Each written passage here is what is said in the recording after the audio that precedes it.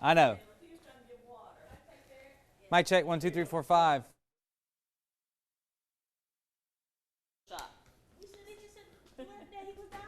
Are we in a good spot for you guys, like in terms of the separation?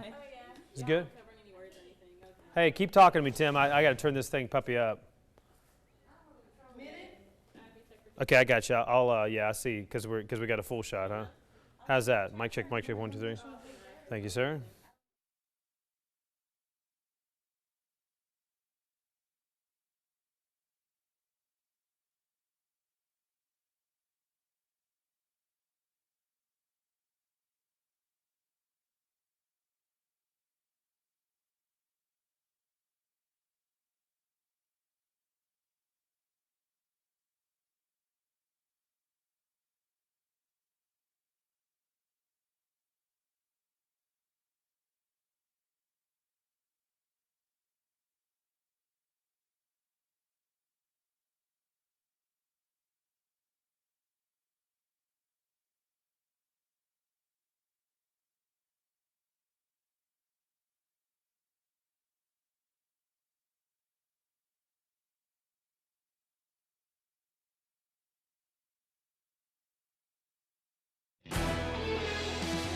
Coverage you can count on. You're watching WTVM News Leader Now. Sponsored by Montlick & Associates, Columbus Injury Attorneys. Good evening. Thanks for joining us tonight. I'm Barbara Goche. And I'm Jason Dennis. Exciting Super Tuesday, and several local elections are up for grabs. But first, presidential hopefuls making last-minute stops all across the country. Yeah, they're trying to snag their party's nomination as voters head to the polls. Marcy Gonzalez has more. For grabs here in Texas, where there are long lines at the polls and a lot riding on what happens today.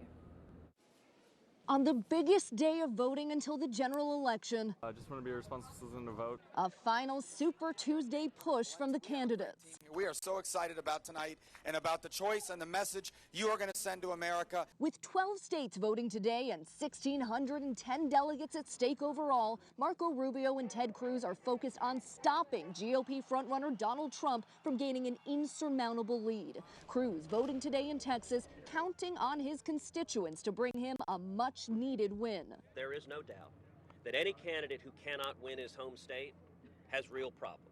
While Trump went into today polling well ahead nationally among Republicans, a new poll out today shows Hillary Clinton stands to easily beat Trump if they face off in November. I haven't even started on Hillary yet. Hillary cannot make America great. Today, Clinton hoping for a repeat of her blowout victory in South Carolina. I will work really hard for you. While Bernie Sanders casting his ballot in Vermont. Bernie Sanders here in Vermont got at least one vote. I was working on my wife.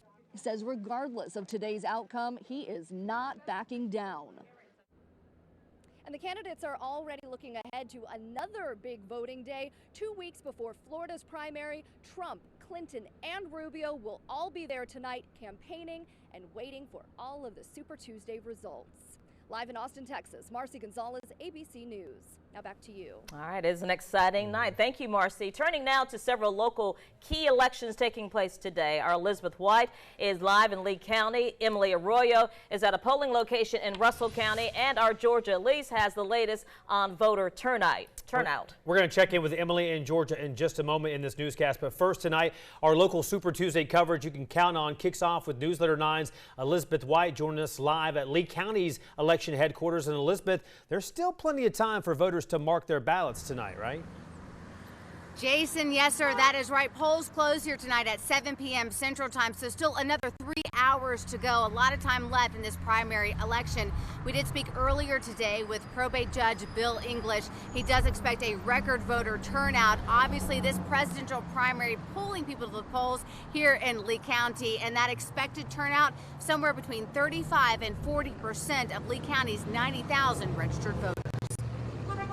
You know, so many people died for my right to vote, and I just feel like it's important for me to at least cast my vote and exercise my right again to vote, and just happy to see so many other people out doing the same thing. It's a privilege of being a U.S. citizen, and you know, we the people are who should be in control of our government and our country, and exercising our right to vote it's an honor and it's a privilege. I just want to see things change, and I want it to be where I have my opinion. Once I vote, I feel like I've had an opinion in whatever. democracy.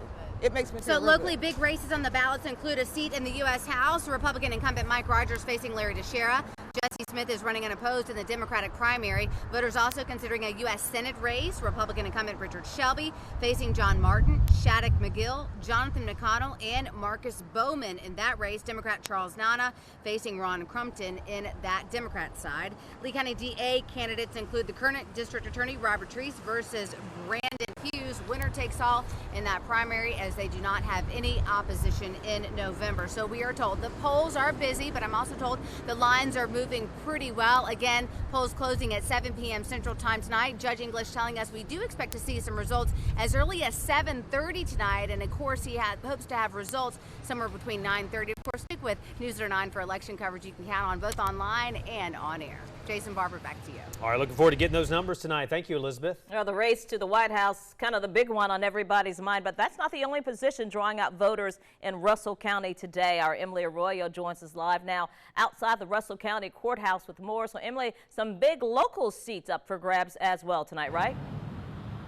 There sure are, Barbara. The district attorney's seat is up for grabs, as well as 2 judge seats, along with some other commissioner positions and federal positions. But take a look behind me here at the Russell County Courthouse. People are still coming in to vote, and members of different campaigns are still out here. They've been out here all day. One of the most surprising races has been between longstanding District Attorney Kenny Davis and former Assistant District Attorney Jamie Graham. Davis hasn't been challenged in decades and says he's had a busy day hoping for the best. I have been all over the county to every polling place in the county, and that's a lot of miles in Russell County. Been very impressed with the turnout so far. Lots of people coming out to vote. Davis says that his experience is what he believes will prompt voters to cast their ballots for him. We're waiting to get reaction from Graham as well. The polls will be open for a few more hours, closing at 8 Eastern Time and 7 Central Time. Now, like I said, there are 2 judge seats up for grabs, and that's between standing Judge Walter Gray and standing Judge Buster Landry, who are being challenged by 2 opponents. That's Zach Collins and April Russell. We'll, of course, bring you the latest when those numbers start rolling in. For now, reporting live in Phoenix City, I'm Emily Arroyo, WTVM News Leader 9. All right, Emily, thank you. And those local seats all had Democratic candidates. So if you voted on a Republican ballot, you would not have been able to pick a candidate for those seats. According to the Atlanta Journal-Constitution, a new record high has been set this year for primary election early voting in the state of Georgia. News Leader 9's Georgia Elise joins us now live from the Muskogee County Elections and Registration Office. So, Georgia, what was that early voter record before? Jason, more than 270,000 voters in the state of Georgia, including here in Columbus, voted early in the 2008 primary election, breaking previous records. This year, 420,000 people participated in early voting, nearly doubling the numbers from the last primary election. About 390,000 of those early votes were done in person, and more than 26,000 were sent in by mail. Now, when you break down those numbers by counties, the top 5 in the state of Georgia for early voting include Fulton with more than 38,000 early votes, followed by DeKalb, Cobb, and Gwinnett in Cherokee counties. As for Muskogee County, election experts say they saw more people in Columbus vote early when President Obama was running for re-election. And say as of February the 26th, we did 6,131 voters that came here to the building and voted. And that's not just it. They came to the building, they mailed in their absentee ballots, and the military had electronic ballots. So Jeanette James, Muskogee County elections technician, says her department has used Facebook more than ever to connect with voters, answering questions about precinct changes, early voting locations, and voter registration. Now, even though early voting ended last week, you still have plenty of time to get out and cast your votes today. And Jason, a big thing that people are doing this year is posting their stickers that they get after they vote on social media with the hashtag Why I Voted. Reporting live in Columbus, I'm Georgia Elise. Back to you. Got one of those stickers right here. All right, thank you, Georgia. And we're continuing to follow those voter turnout numbers as more and more folks vote in this primary election today. We'll be sure to keep you updated on air and online with those numbers at WTVM.com. And you still have until 7 p.m. local time to cast your ballot. And as you get ready to cast that ballot today, there are still a few more things you need to know. In Georgia and Alabama, you will need to have a valid photo ID with you when you go to your polling station. It's also important to note that Phoenix City polls close actually at 8 p.m. tonight. If you're not sure where you need to go to vote, you can find a list of all the polling stations on our website, WTVM.com, under the local tab. Stay with Newsletter 9 throughout the evening. We'll bring you local and national results as they come in. Going to turn now to our weather. What a gorgeous day out there today. Very nice as we are looking live now at Callaway Gardens, Mountain Creek in there. Hopefully not impacting, the weather's definitely not impacting anybody heading to the polling place. Very nice. Yeah, no excuse not to vote today because it's beautiful weather. You're taking a live look now. And let's check in now with Chief Meteorologist Derek Kincaid with the very latest on that forecast. Guys, thanks. Yeah, the weather definitely not an excuse, at least here in the Chattahoochee Valley. We should be dry through the time those polls do close. But to our north and west, here's what we're watching. A band of showers and in some cases some storms. And along this band of showers that we're watching, we could have a few storms with gusty winds. Now, the biggest chance of that happening here where we have the shades of yellow, that's that slightly higher risk for some strong storms. Overall, the severe weather threat is pretty low in the great scheme of things, but we're going to keep watching things tonight as those showers move in here at some point after 8 or 9 o'clock. But boy, it's warm out there. 71 in Columbus, 73 in Albany, Montgomery at 75, but a lot cooler once those storms do move through. So for the rest of this evening, keep an eye to the sky, be weather aware later on as those storms head on into the area. We'll be talking a lot more about that and also those changes after the rain moves out coming up later in the newscast. Back to you guys. All right, thank you, Derek. Well, turning to other news of the day, jury selection continued today in the trial of 4 men accused of shooting and killing a Columbus man. Donald Fair, Christopher Walker, Christopher Pender, and Tyrequis Wells are accused of killing David Scott back in September of 2013. Police say 3 different guns were used to fire 30 shots into Scott's car. Testimony is expected to begin once jury selection is complete. Well, the Phoenix City Planning Commission is scoping out ways to make developers stick to their building specifications. All new at 5. Our Rosalind Giles sat in today's Phoenix City Council meeting. She joins us now in studio with the very latest. Rosalind? Well, Barbara, Mayor Eddie Lowe tells Newsletter 9 when the residential building process is not done right, it costs the city more money. As it stands right now, the city takes over maintenance and upkeep of public housing developments 2 years after a project is complete. Now, the Riverview Apartments on 4th Avenue could undergo major renovations, and city leaders want to make sure builders are not negligent in the process. Because if it's done correctly, we know you can't prevent everything, but it could save the taxpayer much money. If it's not done correctly, negligence, then it's a way that you can go back accountability to those persons. Now, officials submitted a strategic master plan in October to revitalize low-income housing projects. Riverview Apartments, we're told, are at the top of the list. That's according to the Executive Housing Project Director, Mary Mayrose. Now, no word yet on when those renovations will start, Barbara. All right, Rosalind, thank you. Of course, we will keep you posted. The Housing Authority saying that they just submitted an application for a low-income tax credit on those apartments. All right, Rosalind, thank you. Coming up, Apple scores a big win in a fight with the FBI, but today find out why questions are still being asked on Capitol Hill. Plus, you may be enjoying low gas prices now, but enjoy them while they last. Why they could be on the rise coming soon. And here's a check of your Colony Bank fish and game forecast. As we take you to the commercial break, you see some peaks up there, still into the good range on Wednesday, but how will the weather work out for us? We'll have the latest in your forecast coming up. And you still have until 7 Eastern time tonight, 8 Eastern in Phoenix City to cast your vote if you have not already. You are taking a live look right now from the Russell County Courthouse. Lots of activity going on there. We will, of course, have all of your election news on air and on our website later tonight.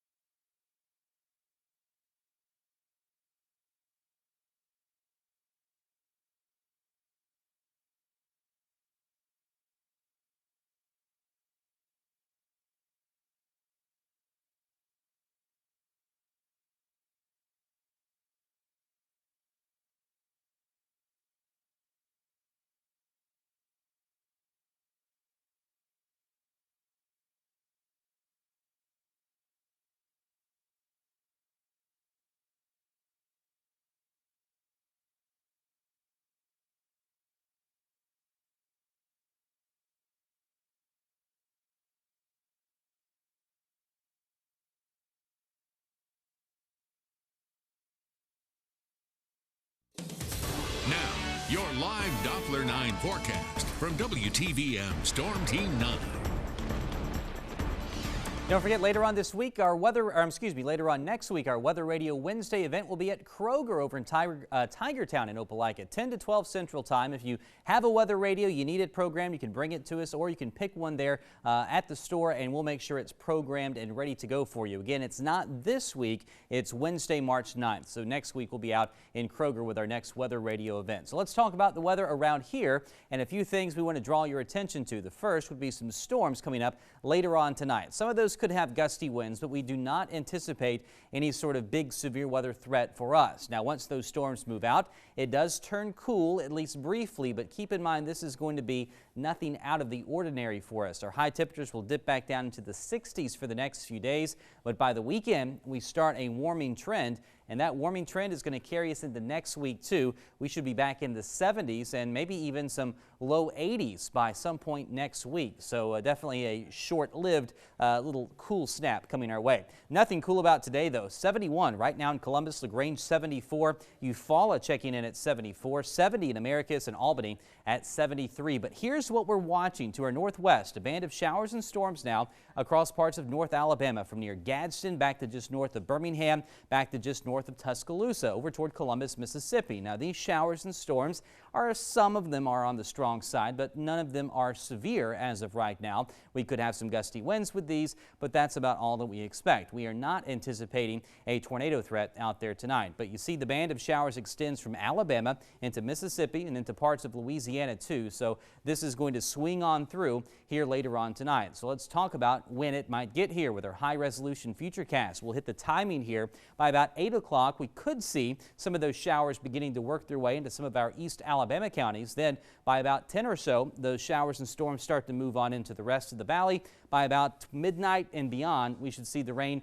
in the process of moving out and any sort of threat for stronger storms coming to an end by about 1 or 2 o'clock in the morning. So overall, really low threats here, a low end risk. This is not going to be a high impact threat for us at all. Some storms could have some strong winds, could have some brief heavy rain too with some of the storms as they roll on through. But after the storms move out, as we mentioned, it will be a lot cooler out there. 41 in Lafayette tomorrow morning, 43 in Pine Mountain. Here in the Fountain City, we're going to go with 43, 46 at Fort Benning, Auburn 42, and some 40s, maybe low 50s down to our south for lows by early tomorrow morning. Then for afternoon highs, low 60s out there, but we will have plenty of sunshine coming our way tomorrow. So after these storms move on through, they'll bring us some nicer weather for the next day or so. But as we check out our extended forecast, you can find in the 9-day planner next week's temperatures really warming up, maybe near 80 by next Tuesday and Wednesday in some spots, guys. All right, so we will keep watching it tonight and get ready for some much better warmer weather heading our way. Absolutely. A nice taste of spring here in early March. And a nice blue skies today for folks that are out there going to the polls in Alabama and Georgia. And no additional issues out there for folks still trying to get out to vote. All right. Thank you, Derek. All right.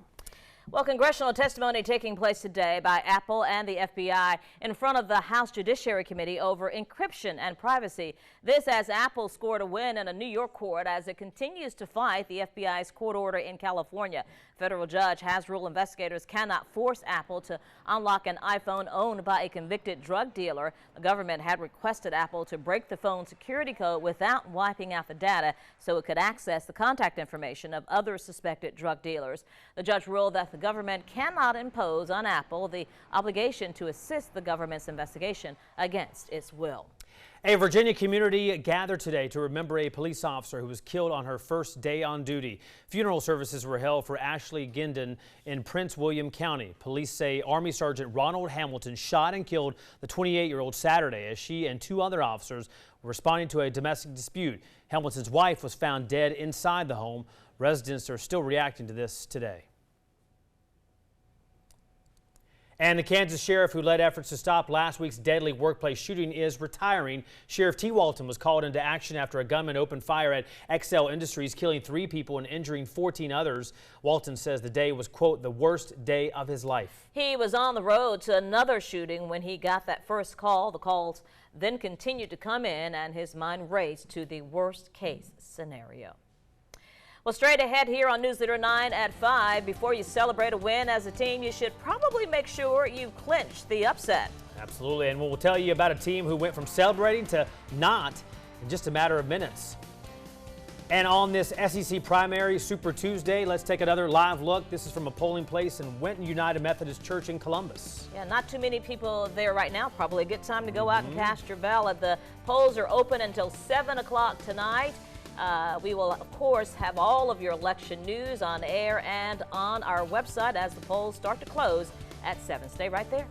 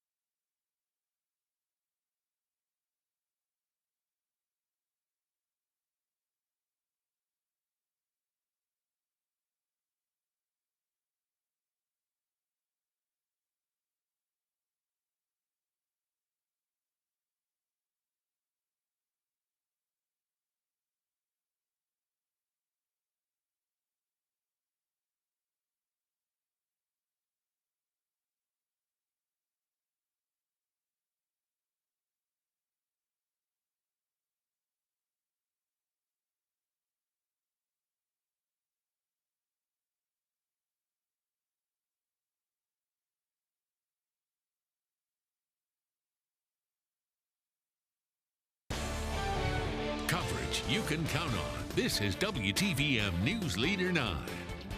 Welcome back. Listen up if you're looking for a job. Stars and Strikes Management is hosting a job fair tomorrow afternoon. They're looking to fill management positions and need people with 2 years of experience in the management field. The job fair will be at the Holiday Inn on Bear Lane from noon until 4 in the afternoon. We've enjoyed low gas prices, but that could change soon. AAA says prices could rise by more than 10 cents for the month of March. That's not a lot, though, when you consider this month had the lowest prices in 12 years. Throughout the month, prices fell by 5 cents nationally in February. In Georgia, they were down 7 cents. AAA says prices could rise because more people are beginning to take spring road trips. Refineries are also putting out less fuel due to seasonal demand. Well, self-driving cars might be in the near future, but even those can cause fender benders. Google says one of its self-driving vehicles was at least partially responsible for an accident with a city bus. It's the company's first admission that one of its cars played a part in causing a crash. The minor collision took place in Google's hometown of Mountain View, California. The bus hit the car after it switched lanes unexpectedly, but no one was injured. Well, a title game win is definitely something to celebrate, but it's important to make sure you actually won first. The Burrillville Broncos in Providence, Rhode Island celebrated a little too early against the opposing Chargers on Sunday. At the end of the game, a Broncos player threw the ball into the air to run down the clock. The team celebrated, piling on top of each other in the middle of the court, but there was still 1 second left, and the Chargers called timeout. They got one last play and won the game with a layup, 60-59. And then you see there, they celebrated when they did win the game. That's so sad. It is. Oh my goodness. It's not over till it's over, right? 1 second left. They came back and won it. Man, I feel bad for those guys. That is it for the News at 5. We're back with more late-breaking headlines in just a few minutes. The News at 5:30 is coming up next. We will have the very latest on this Super Tuesday election votes happening right now. Remember, get your updates anytime on our website or by downloading our free app, WTVM.com. See you in 2 minutes.